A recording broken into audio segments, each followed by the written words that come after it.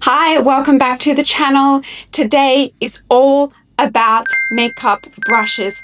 I have my professional makeup brush kit here. These are the brushes I take to work with me to do clients, as well as my own brushes, which are nowhere near as clean and tidy as my work brushes. But we are going to talk all about makeup brushes and which ones you are potentially missing in your collection, how to use them, where they go, what they can make easy work for you. I have been giving makeup lessons to women for many years, and most women are missing a few brushes. Most women don't have enough brushes or understand the benefits of what brushes can do for you and how they can make doing your makeup so much easier and more time efficient and just get the job done a lot better and a lot more beautifully. So we're going to break down all the elements of brushes. Let's get started. But if you could consider subscribing to the channel, I would really appreciate that. I have a new video out every single Sunday, and I also have a Substack newsletter, so you can find the link for that down below as well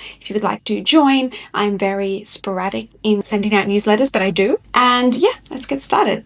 I'm going to do my makeup at the same time as well because I do need to get ready to head out for a client in about 1 hour and have breakfast. So let's get cracking. Foundation brushes. Should you use a foundation brush even? No. My answer is no. You do not have to use a foundation brush at all. Absolutely do not need to. I often apply foundation with my fingers. I find it absolutely acceptable. But for when I'm doing clients and at work, I don't apply it with my fingers. It's just a little bit more professional doing it with a brush. And some people prefer to use a brush. So if you are using a brush, what kind of brush do you want to be using?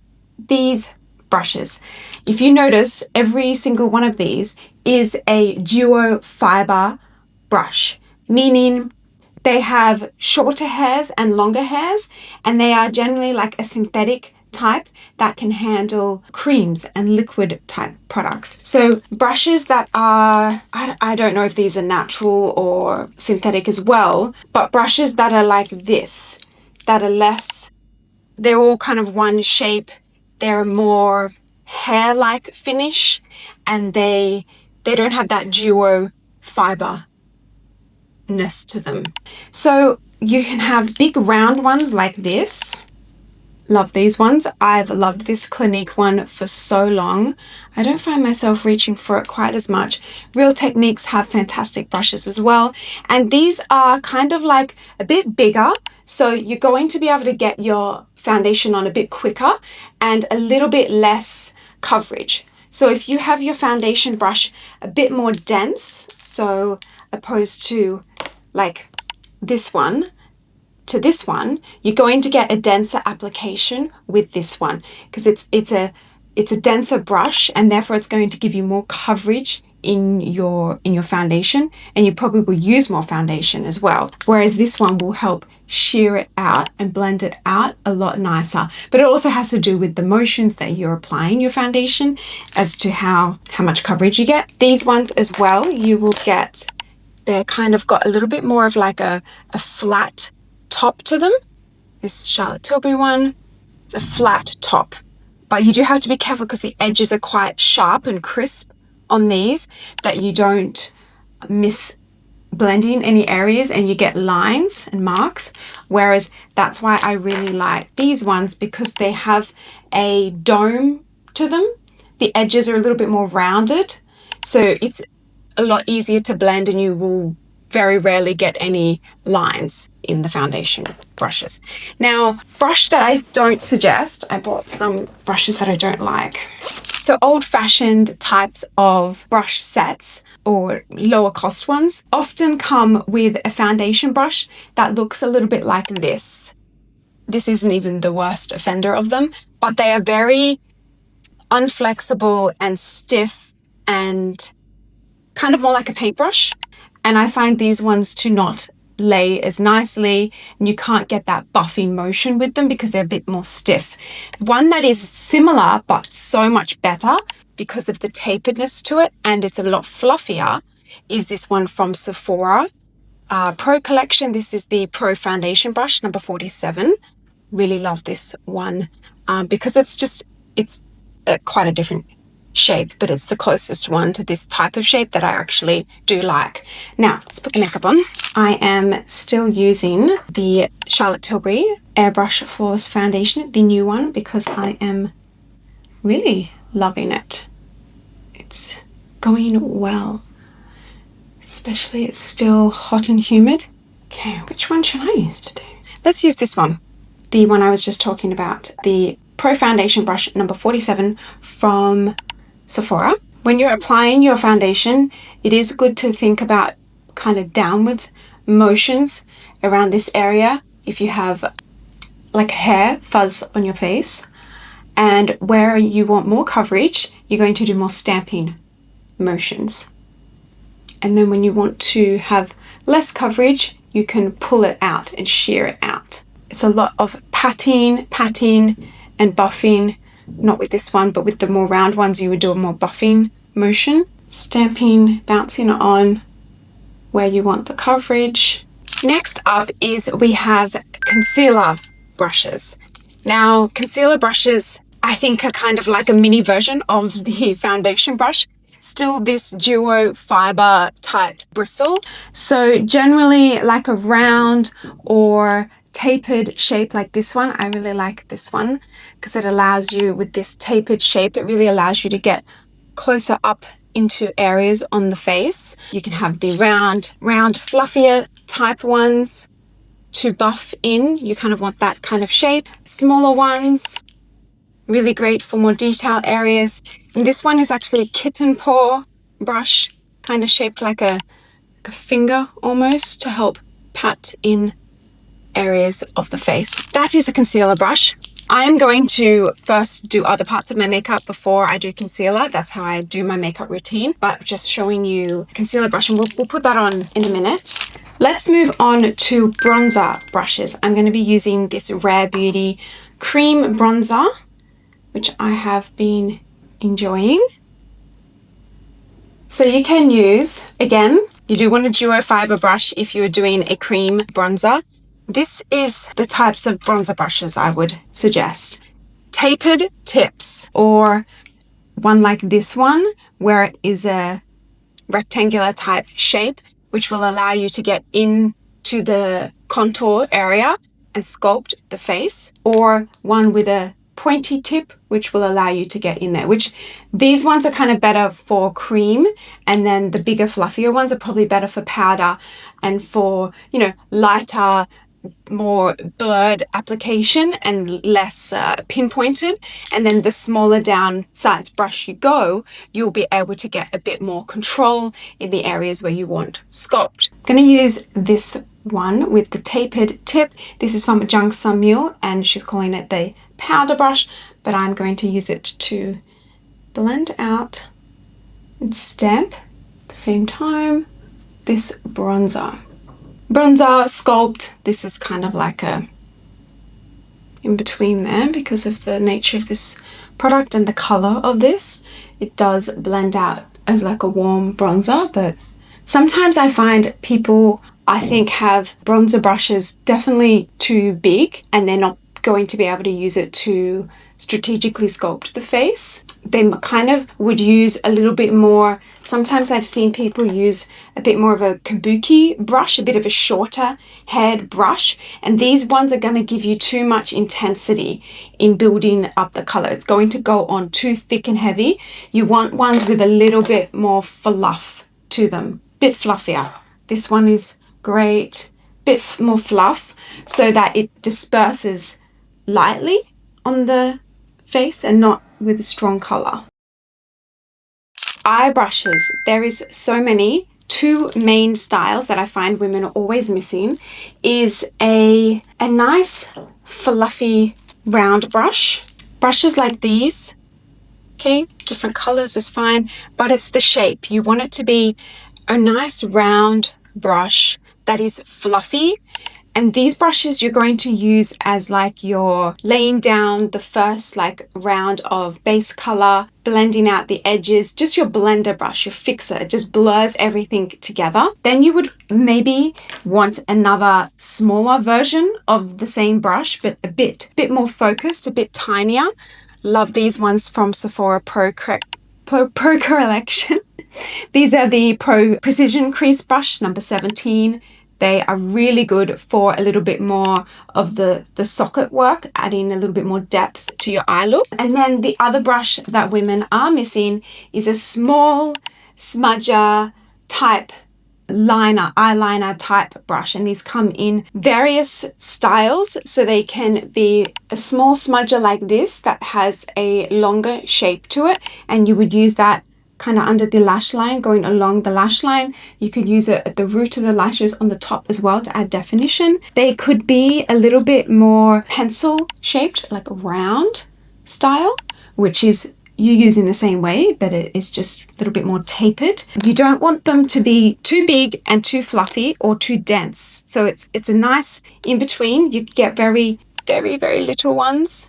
Okay, that would give you very, very eyeliner like looks, great for blending out gel liners or using a darker eyeshadow as definition, which is what we're going to do today. So this is a very useful, important one, and I recommend having a couple of those because you can use one, you need to keep your colors separate. You use the darker one around the outer corners, and then you can use a similar sized brush for a bright like highlight pop on the inner corner of your eyes. And these brushes just allow you to get in there in that detail without it going everywhere where you don't want it to be. So for myself, let's do my eye makeup today. I'm using this JUNGSAEMMOOL palette. This is the Artist Eye palette in the shade Soft Nude. Really nice light colors, great for me. That is like everyday colors, not too dramatic. I'm just going to grab like a nude color and buff this over my eye to set a powdery surface there for me. Not doing like a strong look. I just want to show you how to use them. And then when you, in areas where you would want to build up intensity, if you grabbed a different brush and you wanted to build up intensity, you would hover in the same area. And I kind of call it like a little tornado hovering along the surface of your eye. Now, things that people can get wrong when doing this is their pressure is a little bit too strong. If you put your pressure on the skin too strong, it's not going to blend nicely. If you do it too light, it's not going to do anything. So the pressure, I mean by this, like pressing too strong on the skin, it's not going to be blending. So you need to have like a nice light pressure for it to hover across the surface of your skin for things to blend out nicely, not too strong.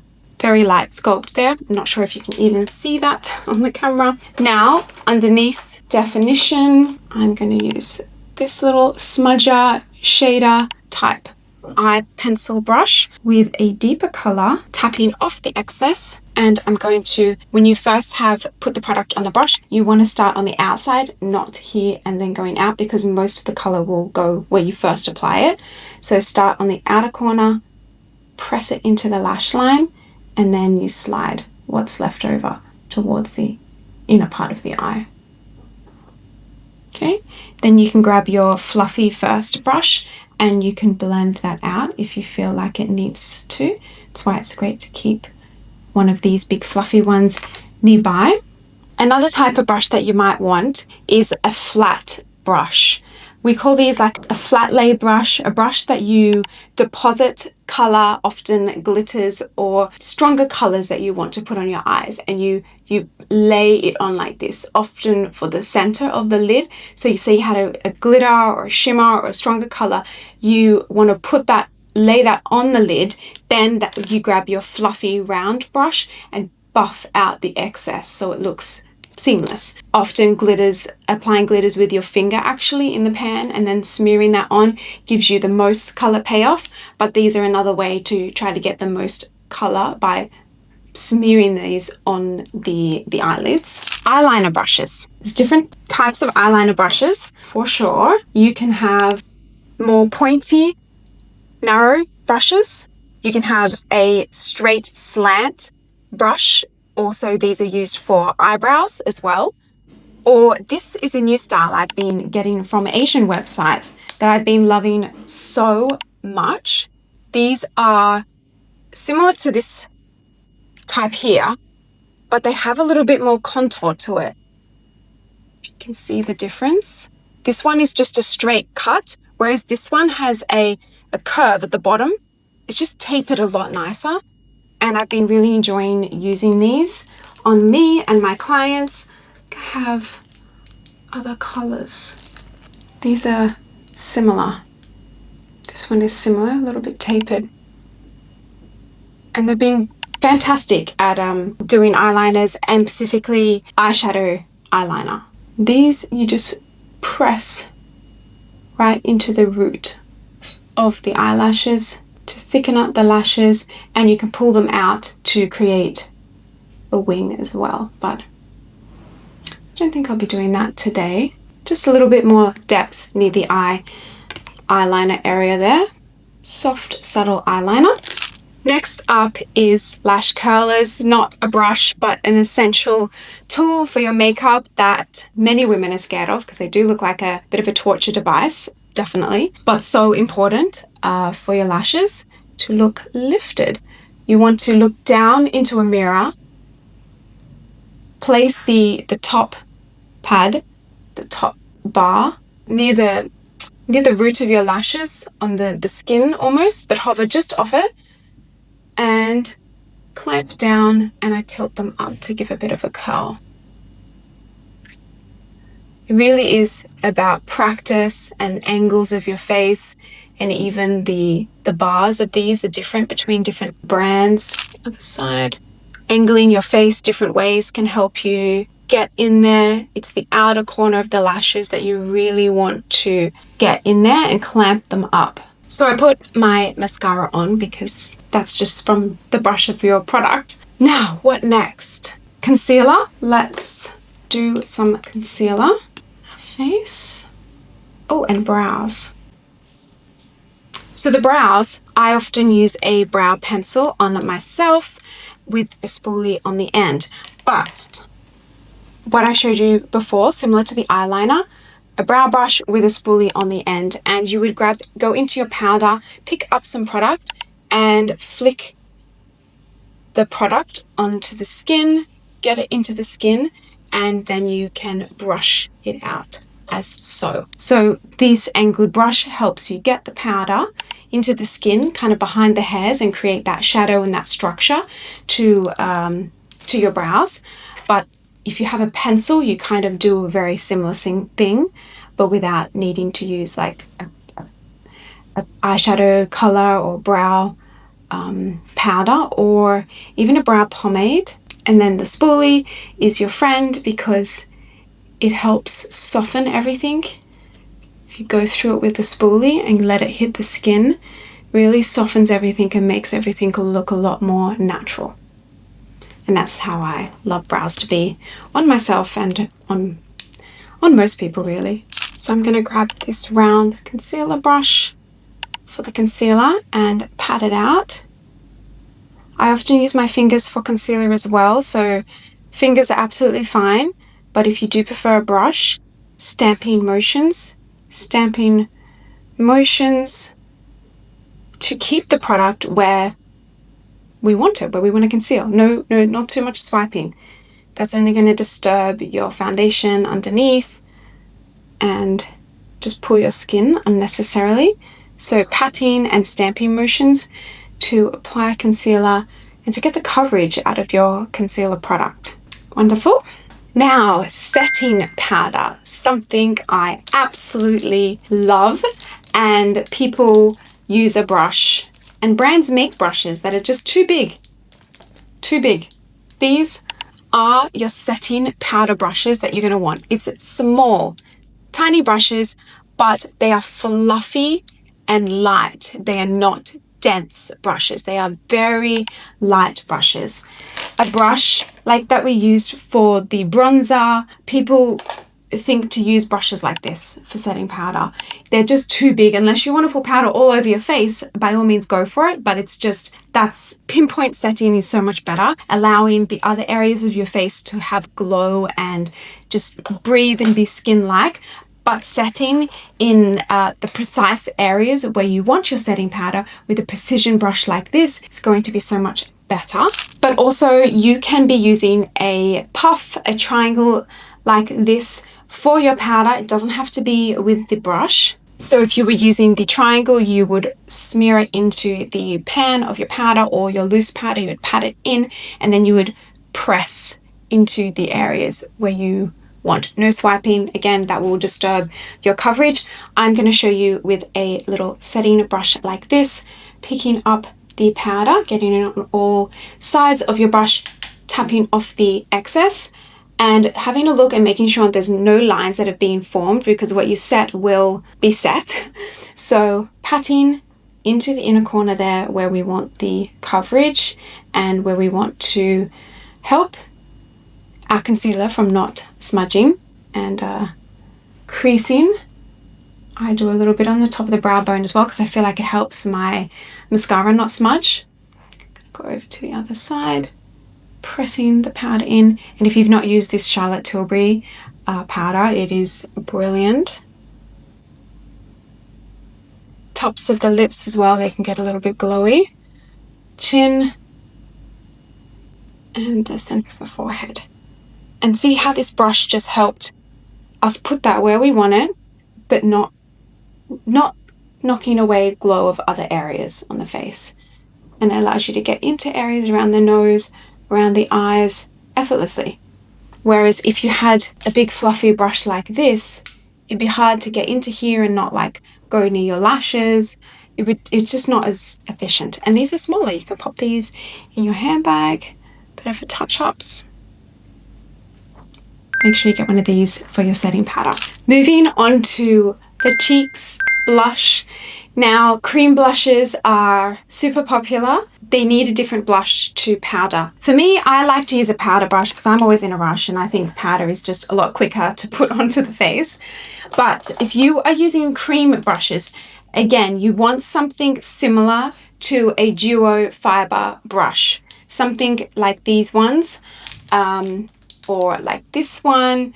Something that you are going to stipple onto the face as opposed to sweep up and down on the face. Something like this one, a duo fiber. These are the ones that are designed for cream products. So if you had your cream blush, it's really nice to put a bit on the back of your hand instead of swiping it directly on the face, because that could disturb your makeup underneath.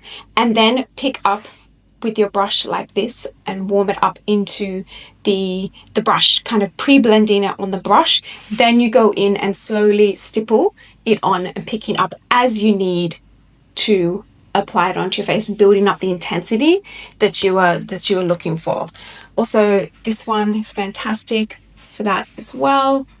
Love this one, a tapered brush as well. So there's different kind of shapes of stippling brushes that can be used perfectly for cream blushes. For powder brushes, I don't mind a bit of a bigger one or a smaller one. I think it really depends on the size of your face and how much blush you want to wear. These ones will both be fine. A tapered tip is really nice for your blush. If you have a smaller one, you're going to get a more pinpointed, precise area for the blush. And if you have a bigger one, you're going to get a more dispersed, blurred application of blush. It's really like what you're comfortable with, and also the size of your face and how much blush you want to wear. I love this one here actually. This is a nice size one for my face. Not too big, not too small. And I'm going to go in with my current favorite from Charlotte Tilbury, this pinky one. Even though it's a powder, I still kind of do a little bit of a stamping motion at first, because I don't want to disturb my concealer and my foundation, especially because we're putting blush higher and higher with the trends on the face, which is kind of getting into the concealer territory. So I stipple it on like this. Now what do we have left? Really is lips, a lip brush, which is not something that we kind of use day to day in our lives. I don't, but I use them for work and on clients. Lip brushes are like this, to apply and perfect the shape of your lips. when you're doing your lipstick or liquid lipstick. It's great for liquid lipstick. They're not so trendy right now. Right now it's lip liner and lip gloss, or lip liner with some lipstick in the center. And then you don't need these because we're doing the lip liner, which helps us create that shape, and then some lip gloss on top. But if you are like someone that loves a real crisp red lipstick, these can be helpful, but you can also get that from your lip liner. I'm going to do my lip liner. I'm going to use this Anastasia Beverly Hills one from the shade Peach Amber.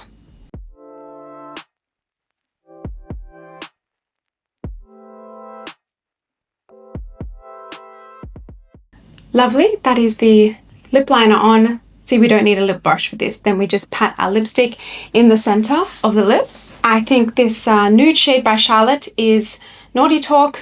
This will go fantastic. Just on the center. And I'll put a bit of a lip gloss on before I leave the house. So that's all the brushes. Did we do all of the brushes? I think we did.